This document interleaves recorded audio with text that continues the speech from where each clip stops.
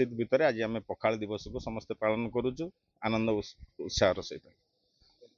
आ विशेषकर आम जगतसिंहपुर जिलार नवनिर्वाचित आमर युव मोर्चा सभापति विश्वजित दास महोदय आम पाखे अच्छा। आम जगन्नाथपुर मंडलर समस्त वरिष्ठ कार्यकर्ता आम पाखे उपस्थित अच्छा। यही उपस्थित भितर आज आम पखाल दिवस को समस्ते पालन करुचु आनंद उत्साह सहित। ओडियार प्रिय खाद्य पखाळर प्रचार प्रसार पाई जगन्नाथपुर बीजेपी मंडल युव नेतृत्व प्रशांत कुमार पंडा आह्वान में विश्व पखाळ दिवस परम पंचायतर ओईरी ग्राम में पालन करा जायछि। इति अवसर में तीर्तल सांबादिक मानू और नवनियुक्त बीजेपी जिला सभापति विश्वजित दास को संबर्धित करा जायथिला। जगन्नाथपुर मंडल कौन कहिबे ओडिया पखाळ दिवस? ओडियार प्राण पखाळ। पखाळ होउछि आमर पारंपरिक खाद्य जहाँ आम संस्कृति रे अछि, जहाँ आमर देवता ओडिशार देवता जगन्नाथ पाखरे लगी हुए, आमर सब मंदिर रे लगी हुए एवं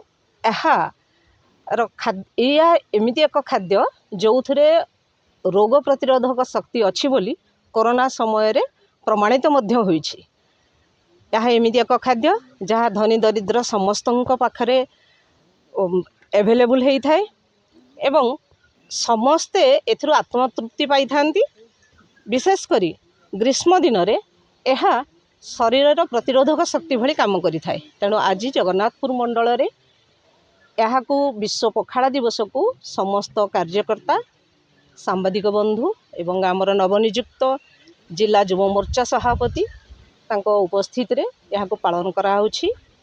विश्व पखाळ दिवस पालन रे दही पखाळ सहित माछ भजा, आलू भर्ता, साग और बड़ीचूरा, बाईगण भर्ता, आलू पोटल भजा भली नानादी 25 प्रकार व्यंजन परसा जाइथिला।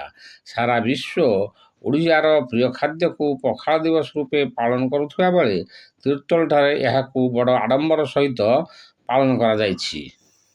विश्व पखाळ दिवस को पालन करुछि। पखाळ होउछि हम ओडियार गोटे पारंपरिक खाद्य। आज विश्व से पखाळ दिवस को पालन करुछि।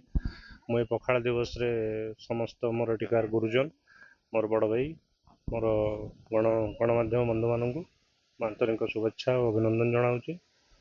पखाळ महाप्रभु जगन्नाथ सेवन करती। महाप्रभु जगन्नाथ होउछन्ति हम ओडियार सबुठार बड़ देवता बोली आम मानु।